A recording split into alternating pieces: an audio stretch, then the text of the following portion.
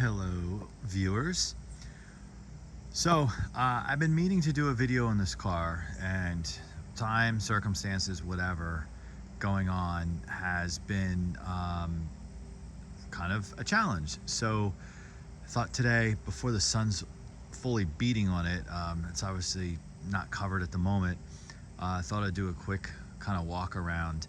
There's some other videos that we've done that involved this car, doing an oil change, some checking out any surface rust, and also the hood insulation, or under the hood pad, or whatever you call that. We did a video on how to take care of that if you need to replace it.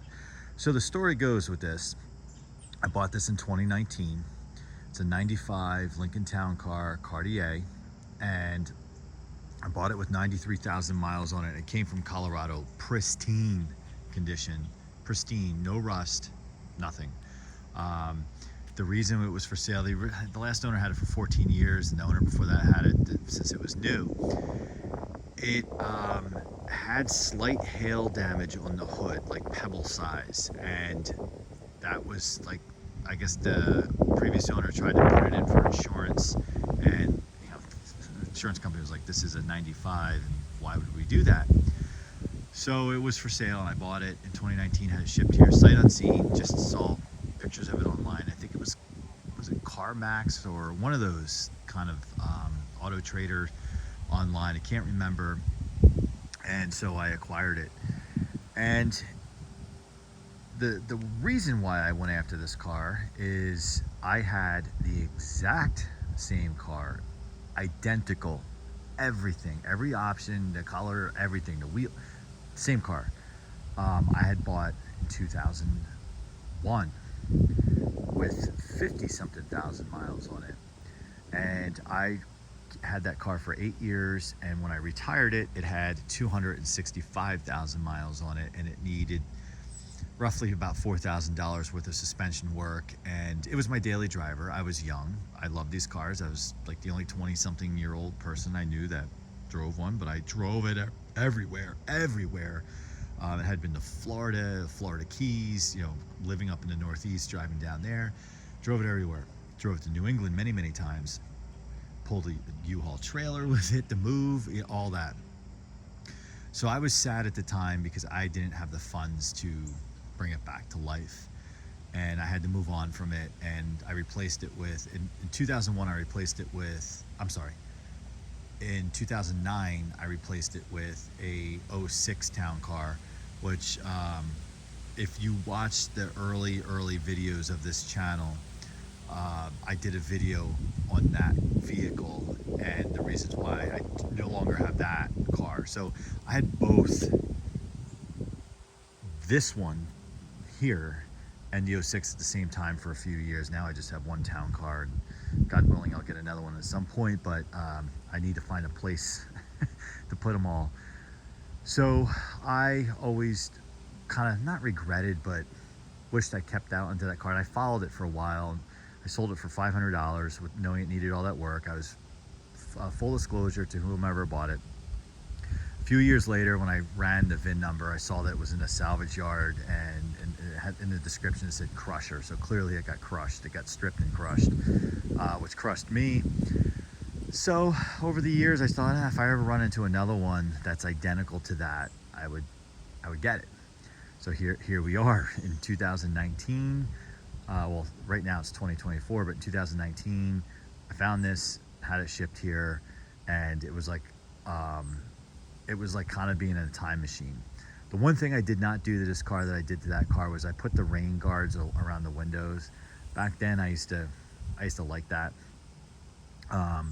So didn't do that here, and I'm gonna leave it the way it is. This had darker tint on it when I got it, but the state I live in, it's illegal, so I had them just redo it in a legal tint. My original 95, I had tint on it. I was 20-something years old. I had tint on it that was a little darker than this, so I wanted to kind of keep to that look without the plastic rain guards. So the one thing that is, it's crazy how these cars are they're the same cars but led different lives, and the other one's long gone. This one's still here. This one has a lot less miles on it. Acquired it with 93, I forget if I said that already, 93, and now has 105. It's a weekend car. It's when I'm not traveling for work and I'm just kind of running around locally, I drive it. If it's super salty or the weather's bad, it doesn't get driven. And then I'm very careful if I take it out in the wintertime, and even if you can't see salt on the road, I still make sure I keep the undercarriage clean, because I don't. Check out my 2006 Lincoln video and you'll see why I'm emphasizing keeping the undercarriage clean. So again, why these cars, they're literally miles apart, and that one's been long gone. They do have the little idiosyncrasies that are common with these cars crop up. For example, these for the paint that they used back then, you will see that the clear coat is fading badly in spots, and that's the project for this fall. It's the only thing this car needs is paint. Paint and some of the, replace the chrome and whatnot there, that plastic chrome that gets pitted, or in some cases it's like it's peeling off. It's weird. But my last one did that. My last one did the same thing, and I had it repainted, and when I got rid of it, it was a brand new car. The shop was like, why are you not repairing this? Who cares if it's $4,000 and the car has 260,000 miles on it? It will keep going and going. It just needs front end and rear end work. But again, I didn't have $4,000 in my pocket, nor the a means of doing the work myself. So that is what, when we kind of walk around the car, that is where you'll see the imperfections with the paint.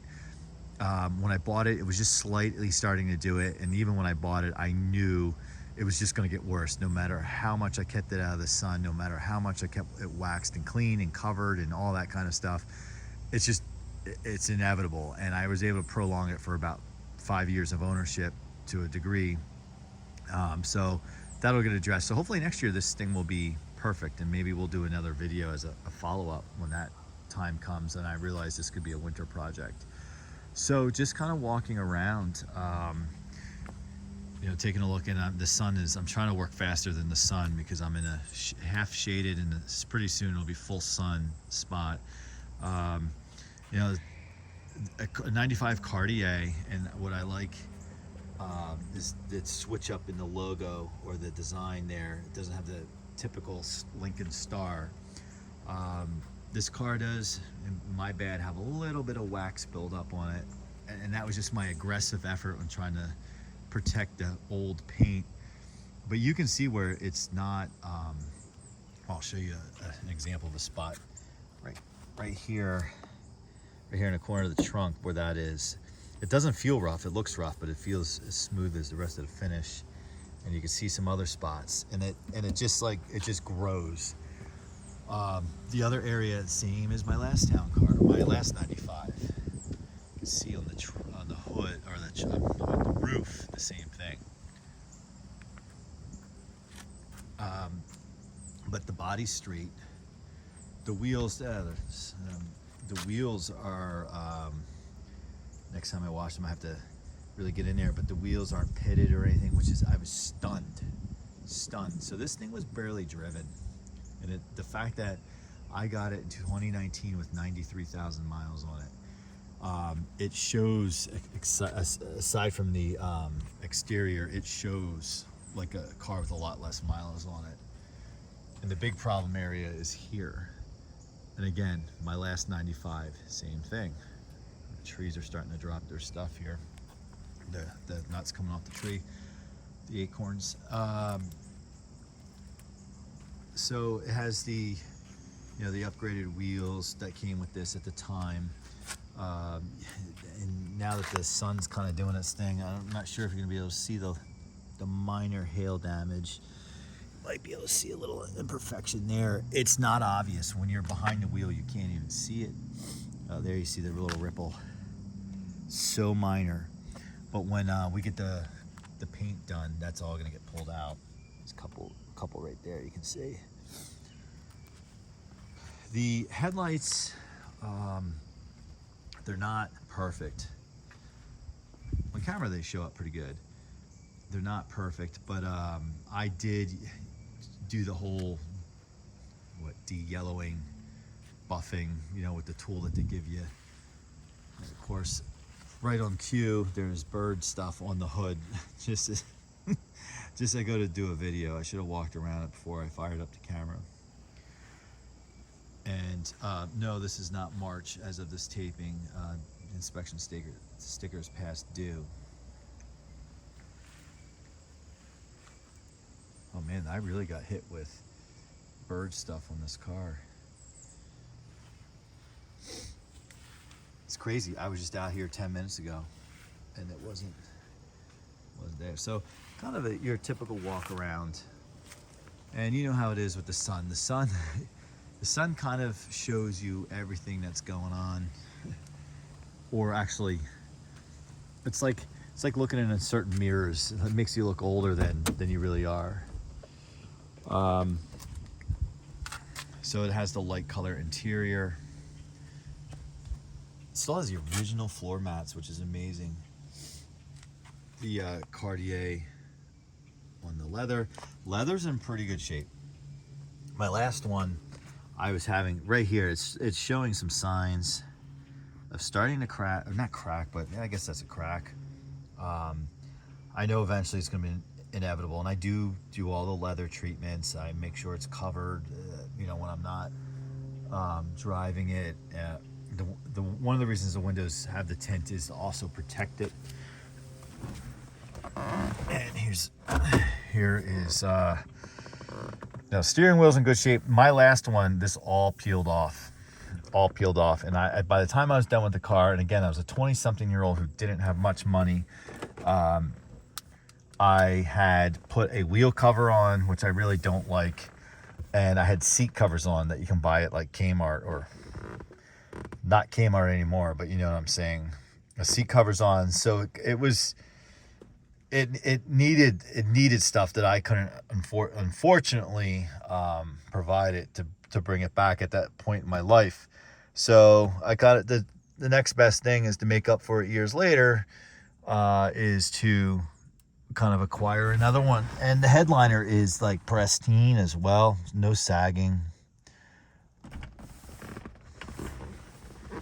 And yeah, Cartier on the mats. You can see where I shampooed the carpet not long ago, and I've had passengers in here, my kids.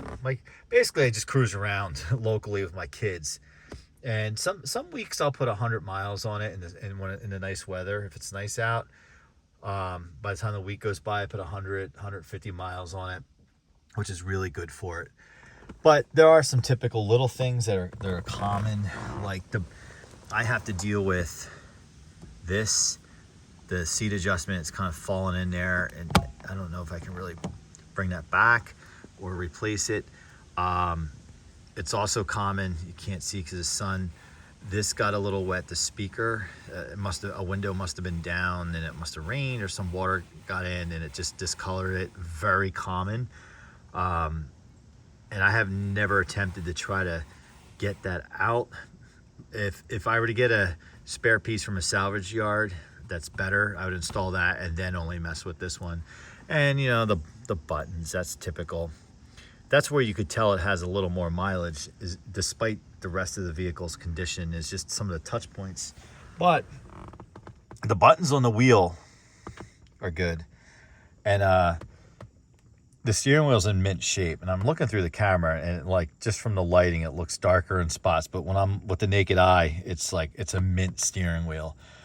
The original cassette deck is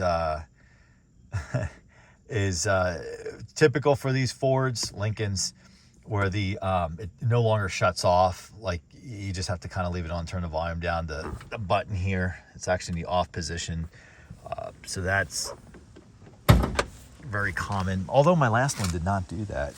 That had way more use and abuse. Actually, I'm gonna pop the trunk.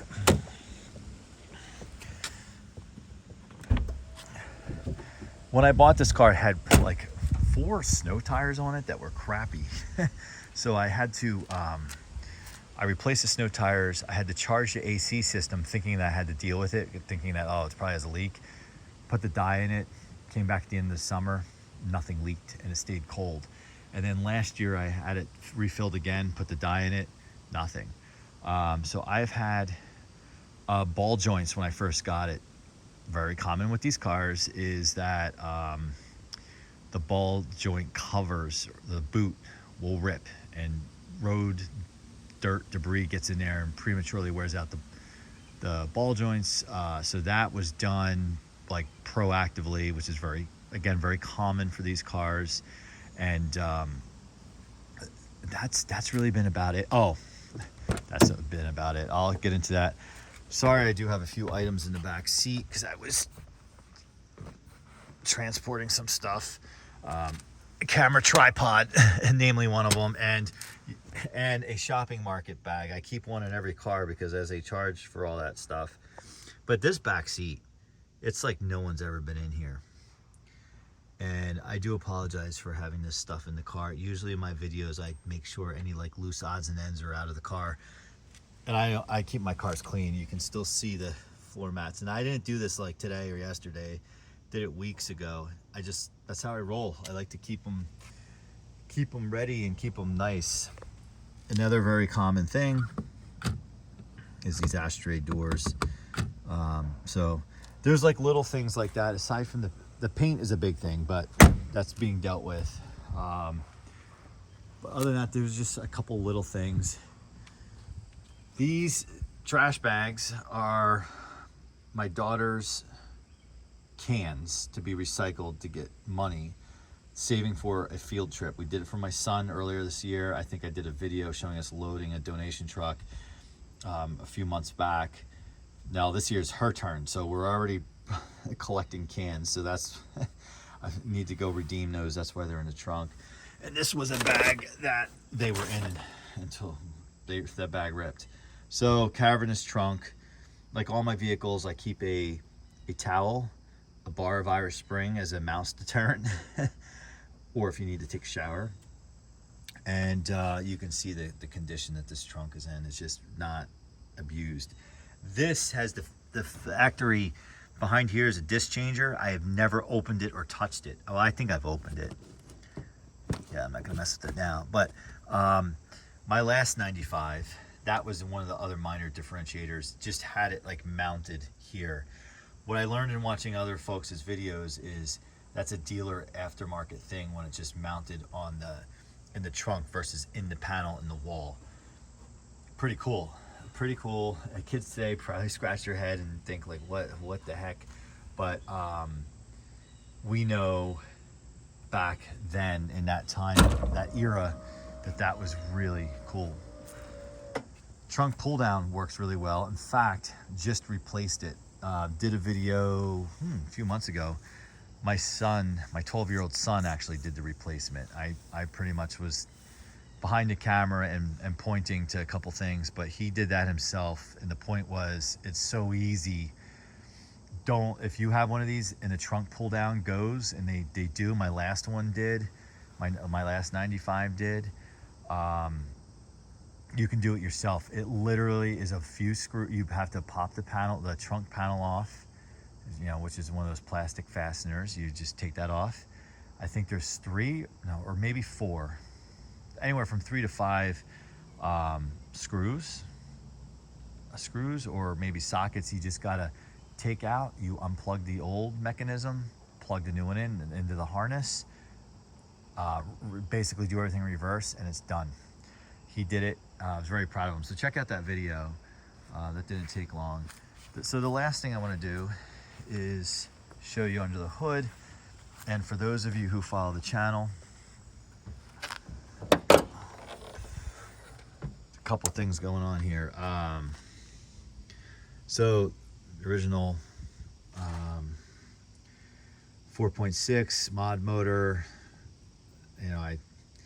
they were never the most powerful.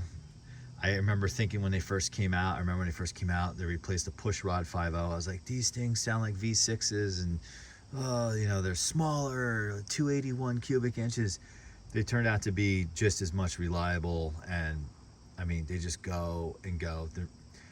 In this format, they were never fast, but when you started getting into the 32 valve, the 3 valves and all that stuff, and then the Cobra and the Marauder and all that, and the different heads and all that stuff, the PI heads, all the different variants, they shaped up pretty well.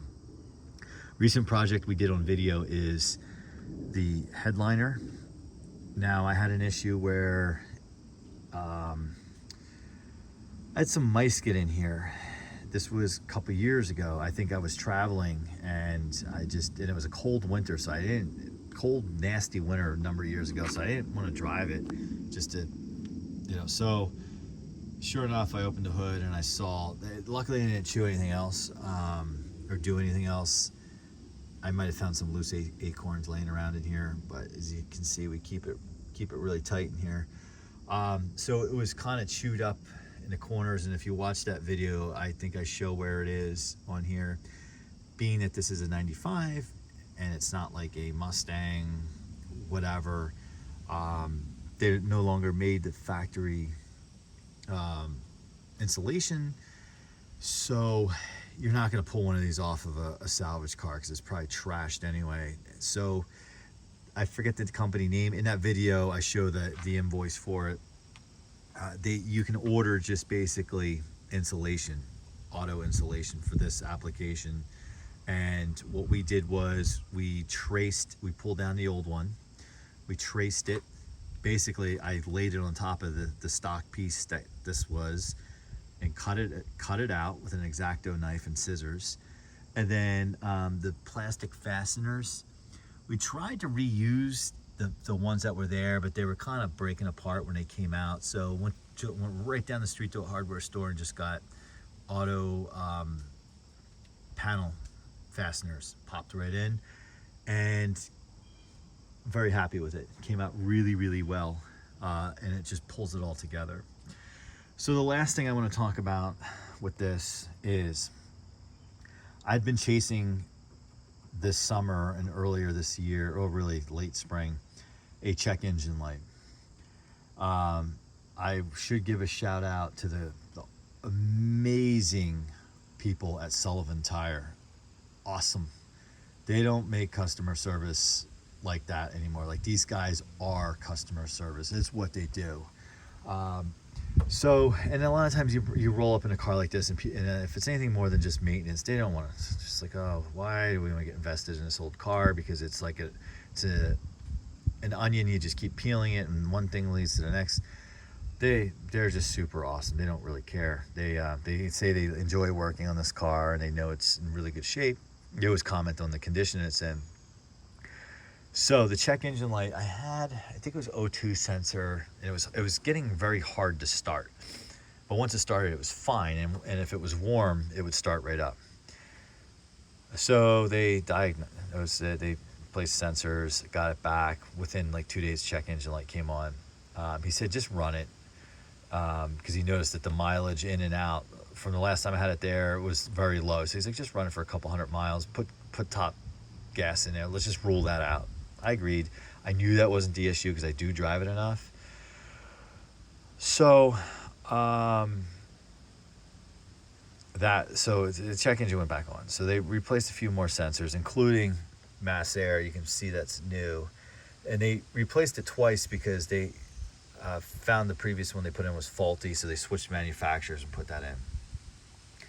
Got the car back maybe a month ago, and had been driving it around. I was driving it around yesterday. Check engine light came back on. So it's kind of a mystery, and I noticed it's a little harder to start again. It was like easily starting when I first got it back. I am somewhat mechanically inclined, but when it starts to get into diagnosis and all that stuff, with that kind of stuff, I'm a little out of my league. I'm more of a like, hey, change the oil. See my previous video. Change the oil type of guy, detail type of guy. Like, I wouldn't even change on these motors. I wouldn't even deal with the plugs. Push rod 5.0. I was more inclined to do a lot of work, but even these, even though it's so old and basic compared to what's around today, I won't do the work like I would on a more simpler setup. So that being said, today I'll bring it back to my good friends at Sullivan Tire, and they're just so nice. They don't even get frustrated with you. They just said, "Oh, we will make this right for you." You know, that's what they always say. We'll make this right for you. And they call you. They proactively call you with updates. Like, you don't have to call. I think many of us have an experience when we have our car in a shop and we call, and it's almost like we're annoying them by calling. And I'm not saying call out every day. It's like, okay, my car's been there for 3 days. Let me just check in, see what's going on. And you call and they act like who is this? You know, and I'm talking about Ford. Like, I'm talking about like not even like mom and pop shop. You get the best service at those guys, but like Ford and although the Jeep place by me here, they're amazing themselves, but this place, once they receive your car, they'll call you and say, hey, you know, hey Ed, it's Joe, you know, or it's, you know, this one or that one, and it's good to hear from you. You know, when they run into you, you know, when you go in there, it's good to see you, you know, it's just very pleasant. And so they've, as you know, I have multiple vehicles. They've earned my business, all of it, and hands down. Unless they tell me they physically can't do something because it's over their kind of ability or scope, then I'll go where they tell me to go. And the last example in that customer service thing, because it's just so important to emphasize because it's so rare today, is I was working with this guy the last time it was there, and I never had met him before. So I finally go to pick up the vehicle, and I walk in, and he goes, "Are you Ed?" I said, "Yes." He sticks out his hand, introduces himself, and he's like, "It's good to meet you in person after speaking on the phone." And he said his name and said, "I'm filling in at this shop for Joe because Joe's out with a medical condition, but I just really like to get to know my customers and Joe's customers. So, you know, let's make sure we take care of you." That just doesn't happen in 2024. And again, yeah, I feel very comfortable. So while this check engine thing's been kind of a mystery, it's not because of incompetence on their end. And I get it. They're kind of troubleshooting and unraveling almost a 30-year-old car to figure out what it is. So that was a long ramble about customer service, but I thought it was kind of cool to give Sullivan Tire a shout out. I don't know if every location has that kind of dedication or what, but if you're on Cape Cod, Massachusetts, specifically Sandwich, Massachusetts, and you're in a pinch, go see those guys. Tell them Ed with the Lincoln sent you. All right, and I am no way endorsing them in terms of monetarily getting compensated for that. I just want to give props where it's due. I'll also blast somebody where I need to as well, and we don't need to do that today. All right, well, that's going to about do it for this video, but I'm an avid lover of Panther platform vehicles. I love all of them, but this one's kind of special to me because it's kind of a remake of my original one that I had, and it's kind of cool that I got my hands on it. And I do think this color is a little on the rarer side. Yes, you see it, not these days as much anymore, but back in the day you would see it, but not often. And you know, so it's special to me. So thanks for watching. If you are into vehicles, check out my other vehicles on this page. I do have other vehicles: Mustangs, Suburbans, Jeeps, what else? Another Lincoln out there. Check it out. But if you're into other things, we do other things, vintage fans and whatnot. So like, subscribe, comment, and we'll definitely see you next time. Thanks.